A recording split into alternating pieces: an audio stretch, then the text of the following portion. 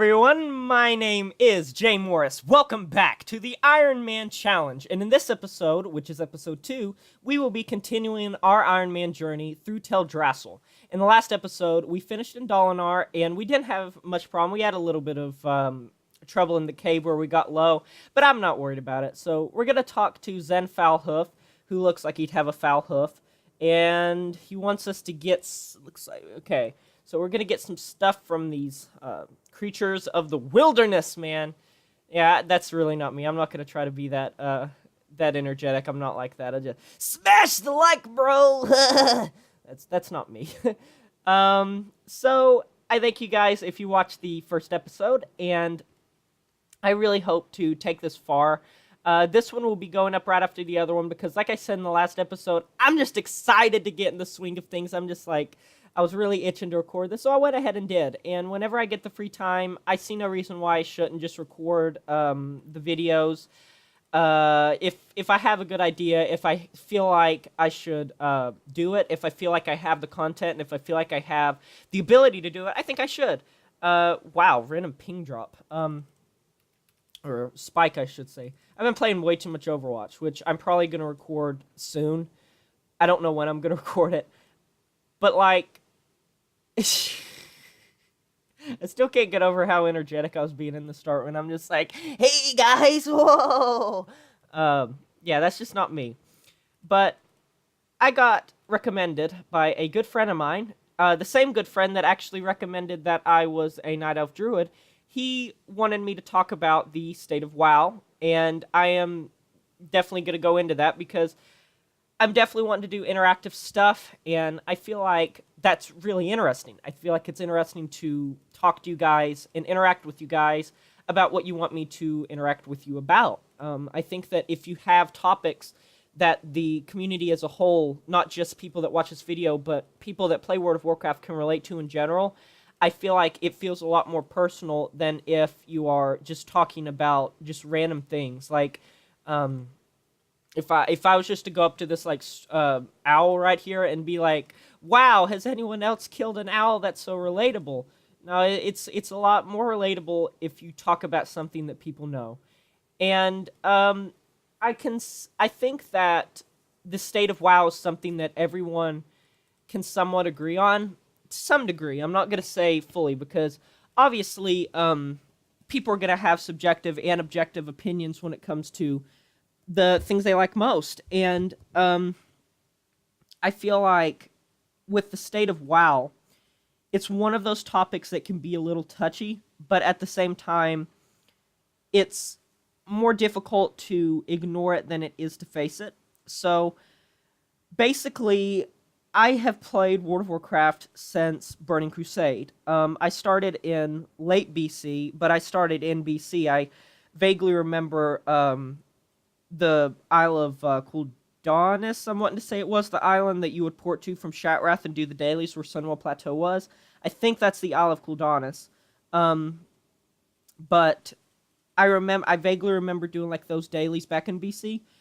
But Wrath of the Lich King is when I really started getting into the game. And back then, I was really into PvP. I don't PvP as much now because, well, I think that's something that we will get into. But I really got into Wrath of the Lich King because it felt like when I signed on, I really felt a reason to want to sign on and a reason to want to continue to play longer than just signing on and say, like, checking my garrison missions or putting up auctions on the auction house or getting some artifact power or doing a world quest or something like that.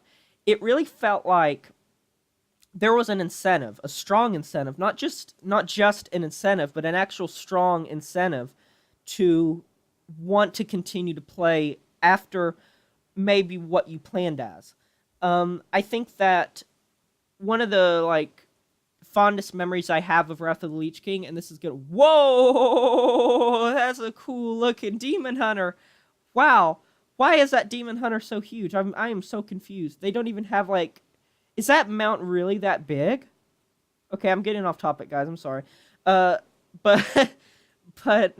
I feel like my fondest memories was the dailies in Grizzly Hills and Howling Fjord, and I'm trying to remember, were there any in... Just one sec. What am I thinking about? No, there weren't any anywhere else. You had the dailies. Oh, it's Storm Peaks. You had the dailies in Storm Peaks, Howling Ford, and Grizzly Hills. And I remember doing those every single day. And it was like really engaging because you knew that there was danger. You knew that there were going to be other people there doing them, and there would be PvP stuff. And there would be world PvP. That's one of the biggest things that a lot of people complain about. Gonna go ahead and make my in this because I want to be able to hearth back if I get in a sticky situation. Ha ha ha. But I feel like, to a lesser degree, Wrath of the Lich King had better incentive to play than any other expansion. And obviously there's going to be people who say otherwise. But with Wrath of the Lich King, I also remember a thing that I really liked a lot was the Argent Tournament Grounds. And I feel it's... The thing is, I think of an expansion like Mists of Pandaria, which had multiple reputations in every single zone, but it didn't feel the same. They didn't capture it the same. And it's... Whoa, put a shirt on, douchebag. But it's hard for me to think about why exactly they can't implement something along those lines that had that sort of impact on the game now, or in Mists of Pandaria, or in Warlords of Draenor, or in Legion, honestly. I mean, I know that world quests are a big step up. I'm not saying it isn't. World quests are probably the closest thing we've had to Wrath of the Lich King for a long time. And when it comes to daily quests in general, the whole concept of daily quests is doing them daily for some sort of reward or some sort of reason to want to go back and do them the next day.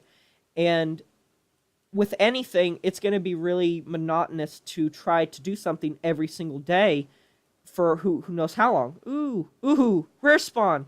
Oh, I did not mean to pull that much. Oh, shit, fuck, cock, ass. Okay, I think I'm good. Forgot I have heals. I forgot about that. But, sorry guys, one sec, I'm just trying to live.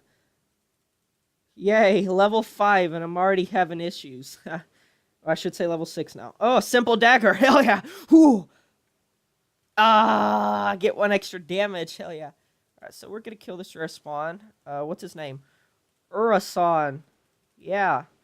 So this should give us a big chunk of XP, but, I feel like, what was I talking about? Daily quests, yeah. With daily quests, you have to give players... Oh, that's a big chunk of XP and a bag. You got to give players a reason to continue to come back and do these same quests over and over. Because if you don't, then that takes a huge chunk out of the expansion, because dailies have been present since Burning Crusade, and to some degree vanilla, even if you count certain quests and events. Now, it's like dailies are things that are expected in every expansion, and a lot of times you get a cool mount or you get a cool tabard at the end or a title, and people do the reputation for that, but they don't enjoy it. You don't hear people going to do their world quest for the day or going to do their like their Claxy reputation or just any like the Mists of Pandaria ones, and being like, yes, I really enjoy this. I really enjoy doing this daily quest. But back in the day, if you went to Wrath of the Lich King days and went to like the Argent Tournament Grounds, man, the place was full of people doing their things. I mean, it was like you would get sometimes hundreds of people doing their daily quests, so much so that the mobs, you'd have to wait for some of the mobs to spawn because there was too many people there and not enough ads spawning. And there was also that other reputation, let me look it up. It was the one that was near that, what was it called? The Knights of the Ebon Blade, that one. That was right near the Argent Tournament Grounds 2 in Icecrunch, and people legitimately enjoyed to go back. I mean, they really enjoyed doing that. They enjoyed going back and playing and doing those dailies. They do them with friends. They would do them by themselves, and it was because elements were added to set them apart from any other daily. Dailies now, they're just kind of like, you go do a daily, you kill 10 of these mobs, you collect 5 of these, I mean, whatever it may be, it's the same formula that we've seen. And when you have a game around as long as World of Warcraft, you need to have elements that are new and that keeps the player base engaged. And with dailies nowadays, I mean, like I said, you're doing the same things as you did back then, but why did people enjoy it more back then? And I think it just comes down to they added extra things. Like, I remember the Arts and Tournament Grounds, it had the neat aspect where the dailies would change.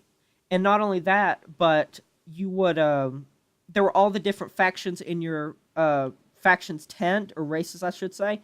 You'd have all the different races in, like, their ambassadors, I guess, inside of your tent that your faction was. And you had to pick which one you focused on at that time, and you would get the insignias that you could use on stuff for those specific races. And the cool thing about that is the individual races would give you mounts and pets and tabards and toys and stuff like that that was specifically based around their lore, their race. And you actually had to choose. You had to say, okay, I'm going to dedicate myself for 2 weeks or whatever to get the Meccano Strider from the gnomish side of the tent. And the reason why I think that's just so neat is it made people want to come back because they had a goal that they knew they would obtain eventually with enough hard work. Now, it's just like, yeah, I'm going to get artifact power. I could get artifact power doing anything else, or I could get gold doing anything else. I could go run an old raid, and the time I'd spend doing these 3 world quests and get more gold than I would if I did the world quest. That was a big thing back in the day. People would want the gold. People would want the rewards from doing the dailies. I mean, I remember I would sometimes spend like an hour doing all the dailies in Northrend, doing the Grizzly Hills, the Howling Fjord, the Storm Peaks, and Ice Crown, and both the reputations there. And I remember that it would actually, I would only get a couple hundred gold, if that, if you count the gold from the dailies themselves, as well as the stuff you would get from doing the dailies, like the gear you would vendor, like greens or grays or whatever. And as a result of that, I would be really happy. Like, I would be happy with that amount of gold. But now, gold doesn't really mean anything. It doesn't have any sort of, like, I don't want to say it doesn't have value, because obviously with things like WoW tokens, there's obviously a value to be put on them, because there is things that people want. I mean, there's mounts, there's gear now that you can buy legendaries, which I really don't agree with that. I just really don't. I don't think if they were going to implement them and make them be able to be crafted and sold anyway, what was the point in implementing them and not just putting in like really good crafted gear? That's like making I don't know, like the Warglaives of Azeroth. That's like making them be able to be crafted. It just doesn't work. But that's a bit off track. But there was more, like, what's the word I'm looking for? I mean, there was more power to when you would get gold. When you got gold, you would actually really care about whatever you got. And I feel like it's more about getting quantity of gold than it is getting quality of gold. Now, obviously, WoW has an economy just like any game, or like real life. And almost died there and didn't even realize it. Episode 2, the end of Andenden. Just but it's interesting because now, because the economy has fluctuated, it comes down to it being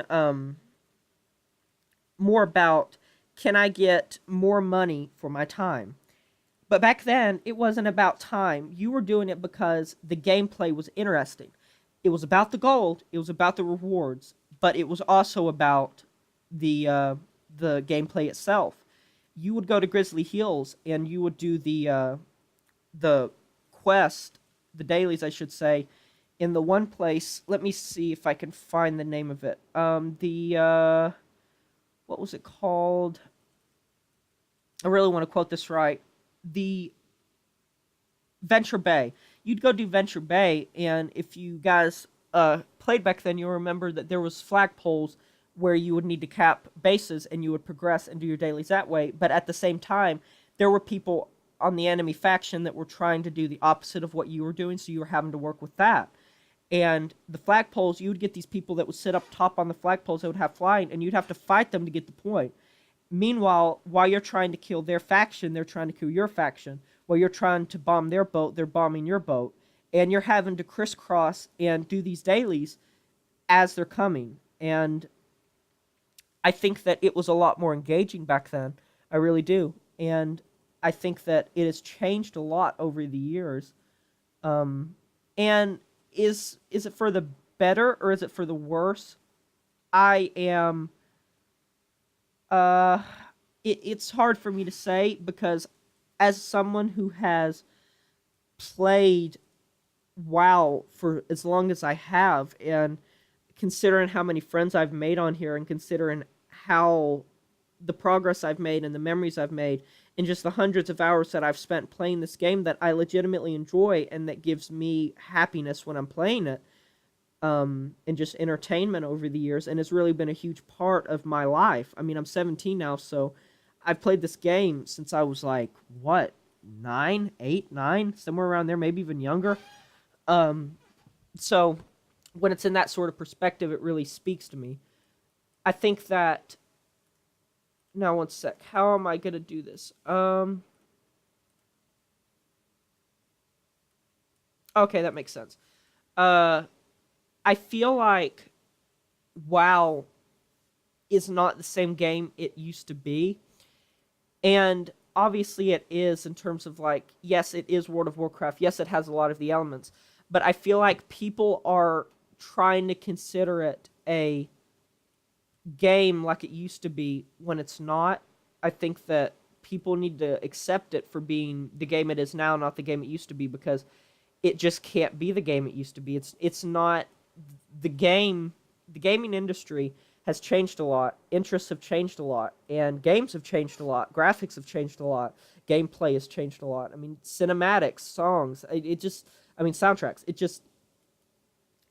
It comes down to times change. I mean, take like a musician, for example. You get a musician that they always change their sound, and well, I shouldn't say all of them do, but a lot of them do. I'm sorry, I'm killing one of my kind. But when you change whatever it is you're trying to convey, whether it be a song, whether it be a game, you can't stay the same, because it sucks to say this, but humans are like fickle maggots, and we get really, really sick of things fast, and we're always looking for that new thrill to come into our life and make us feel a certain way. And games are no different. I mean, you get games, and think about it. I mean, there's always that one game style that's just really, really in fashion. I mean, if we're talking single player games, you got to think of, and not just single player, some of them are multiplayer, but in the past, I'd say 5 to 8 years, indie games have become like the craze, the thing that a lot of people are talking about. And I mean, you get games like Minecraft and Terraria, and what is it? Binding of Isaac and Shovel Knight, Five Nights at Freddy's, Limbo, Little Nightmare, I think it's called. Games like that, and they change the way the industry is thought of, because up until that point, like, there's all these different types of games that are considered the norm, that are considered what is desirable at the time, because like the gaming industry, it always has to change. It just, the indie game developers, I think, have kind of latched more onto a certain type of game. Like I personally, I've played Minecraft and Terraria, but I haven't played a lot of the other indie games. It just, there's always a need for evolution in games, and with anything. I just think that WoW is a different sort of beast than it used to be, and I feel like people need to accept it as its own type of game now, rather than what it used to be. And I personally feel like with Classic WoW, I think it is going to do pretty well, but I don't think it's gonna be as popular as vanilla because I don't think people are thinking it through. I think there are a lot of aspects about it that people are not gonna like. That's just me. I think people are taking nostalgia over logic. But yeah, I'll be talking about more stuff tomorrow or later today, depending on when I record. And thank you guys so much for watching this episode. If you liked it, be sure to get out of my limelight, bitch. If you like the videos, be sure to subscribe. Be sure to like. Be sure to comment. You know the deal. You know it. You know it. Yeah. Alright, so anyways, guys, this is Jay Morris signing off for another episode of the Ironman Challenge. Farewell!